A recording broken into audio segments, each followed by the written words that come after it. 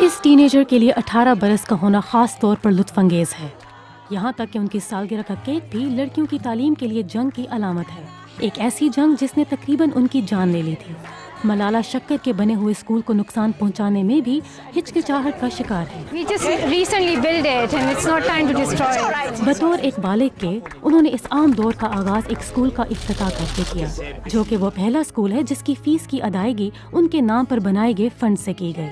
And let this school be a very successful school, giving future to many girls. Thank you. آمین۔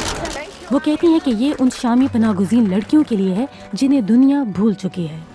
So on this day, آج کے دن میرا لبنان کے رہنماؤں، اس علاقے کے رہنماؤں اور پوری دنیا کے رہنماؤں کے لیے پیغام ہے کہ آپ شام کے لوگوں کی مدد کرنے میں ناکام رہے ہیں، خاص طور پر شامی بچوں کی۔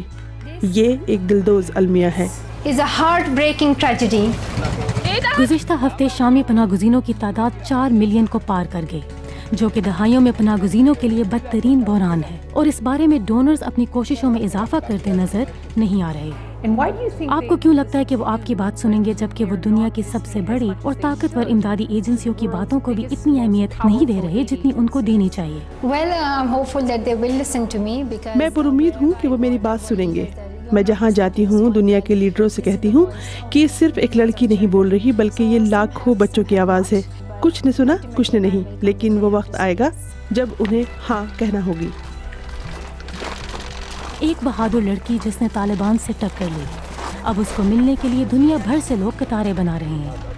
اب وہ بچی نہیں رہی۔ السلام علیکم۔ 18 سالہ ملالہ پہلے ہی بہت کچھ حاصل کر چکی ہیں۔